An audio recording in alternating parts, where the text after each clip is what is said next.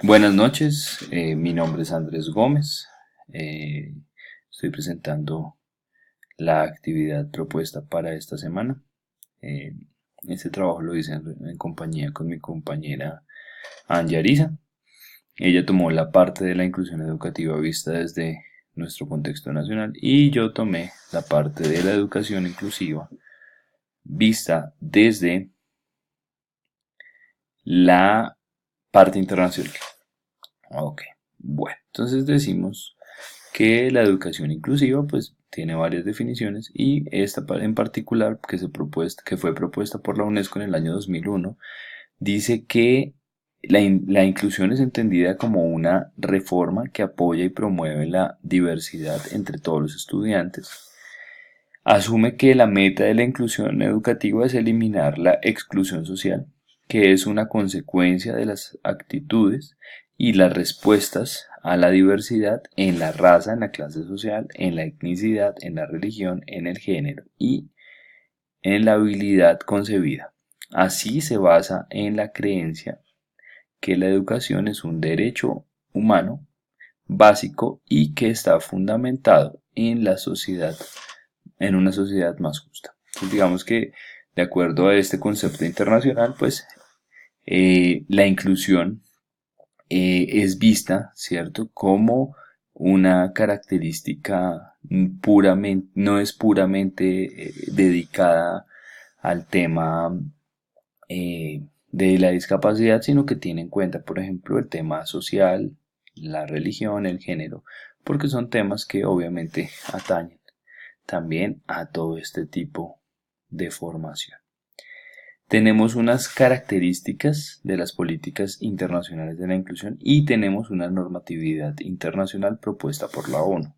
Comenzamos entonces con las características políticas, ¿cierto? O bueno, de una política de inclusión, listo, que debe cumplir con ciertos parámetros. Primero que todo tenemos que la inclusión es un proceso, ¿cierto? Que pues obviamente se va dando a largo tiempo y que la idea es que todos los niños empiecen y terminen sus procesos dentro de las educaciones, dentro de las entidades educativas, pero teniendo en cuenta su formación y sus características individuales. Por otro lado, también decimos que la inclusión es una preocupación por la identificación y el retiro de barreras, teniendo en cuenta la presencia de la inclusión como tal. ¿Listo? También decimos que habla de que es una participación, ¿cierto? Y logros de los estudiantes, eh, independientemente de sus capacidades. Y la última característica es que la inclusión implica un énfasis particular en los grupos de estudiantes que pueden estar en riesgo de ser marginados, excluidos o tener bajos logros. Entonces fíjense que acá también no contemplamos únicamente el tema de la discapacidad cognitiva, el autismo, sino que también se incluye todo el tema de la etnicidad y de las diferencias sociales que son tan importantes para todo el tema importante de lo que vamos realizando. ¿Listo? Dentro de la normatividad internacional propuesta por la ONU decimos que tenemos primero que todo la Declaración Universal de los Derechos Humanos, que fue generada en el año 1948, el cual dice que toda persona tiene derecho a la educación. También tenemos la Convención de los Derechos del Niño, que se generó en el año 1989. Y por último tenemos la Declaración de Salamanca, que es un poco más específica, que nace en el año 94 y en la cual se dice que obviamente todos los niños tienen sus, digamos que sus eh, capacidades, ¿cierto?, especiales y que deben ser atendidas de acuerdo a las necesidades individuales de cada uno. También tenemos otra particularidad que también nos habla la ONU y es la Convención de los Derechos de la Persona con Discapacidad, la cual se generó en el año 2006. Ese sí sería, pues, obviamente teniendo en cuenta todo el tema de la discapacidad cognitiva. Y dice que, pues, tiene una premisa bonita y es que dice que nada sobre nosotros sin nosotros. ¿Listo? Nos dice que el artículo 24 está especificado y dice que este habla de que los estados deben asegurar que el derecho a un sistema educativo inclusivo en todos los niveles y a lo largo de toda la vida. Entonces ya es una cuestión que obviamente habla un poco más de lo que va sucediendo acá. También nos habla del desarrollo sostenible de las diferencias de la educación inclusiva, ¿listo? El cual debe garantizar una educación inclusiva, equitativa y de calidad y promover las oportunidades del aprendizaje durante toda la vida para todos.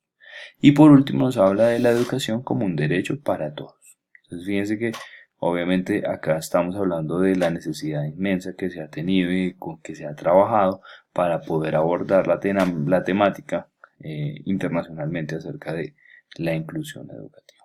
¿Listo? Por otro lado, y no menos importante, también decimos y ponemos unos ejemplos importantísimos tomando en cuenta tres continentes. Pues uno es nuestro continente sudamericano, el otro es el continente europeo y por último el continente africano, que con este decimos con el comenzar. Entonces encontramos un caso, por ejemplo, que en Namibia en el año 2013 se genera una política sectorial en donde se habla de educación inclusiva. ¿Y qué decía esta política? Dice que las condiciones para que todos los niños y niñas de Namibia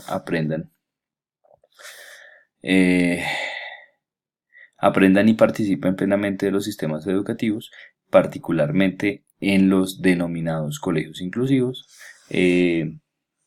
pues debe adicionalmente esta política buscar crear un ambiente de aprendizaje y de apoyo que se acomode a todos estos y esté centrado en el estudiante. Entonces fíjense que aquí ya comenzamos a ver cómo esta idea, esta filosofía de educación, ¿cierto?, se va generalizando a lo largo del mundo y digamos que pues, va cumpliendo con su objetivo principal, que es generar esa complementariedad y digamos que ese ejercicio importante de empezar a incluir a estas personas. ¿Listo?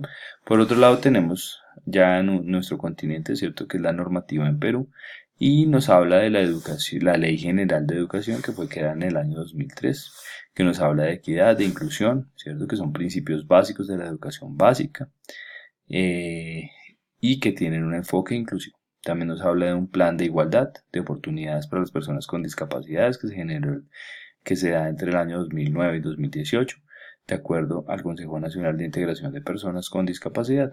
Por otro lado tenemos la Ley General de Personas con Discapacidad, también en el año 2012, basada en la Convención del año 2006. Entonces fíjense que los países pues obviamente están trabajando muchísimo para este tipo de temas. Y por último tenemos el ejemplo de Italia, un país europeo, en donde nos dice que ellos comenzaron hace mucho rato, que entre el año 71 y 77 se implementó la integración de los colegios, cerrando todas las instituciones educativas especiales, lo cual hizo que todo el 99% de los estudiantes con discapacidad estudiaran en aulas inclusivas. Entonces se dice que ellos asumen que la integración escolástica brinda oportunidades a todos los estudiantes de modo que pueden desarrollar nuevos aprendizajes y conocimientos y que la discapacidad es un fundamento de fortaleza y no de problema, que hace parte de las participaciones que nos había propuesto el profesor hace unos días, en donde decíamos cuáles son los beneficios más que hablar de pronto de dificultades en esa educación inclusiva. ¿Listo? Por último, tenemos entonces qué podemos aprender o qué aprendimos nosotros acerca de ese aprendizaje a través de la experiencia internacional, y podemos decir pues varias cosas. Primero, que la inclusión educativa trasciende lo educativo. Segundo, que el derecho a la educación es la base de todas las políticas. Tercero, que la inclusión es una meta para todos y que esto hace que se eliminen las barreras. Cuarto, que es un fundamento en interés y en bienestar máximo para el estudiante.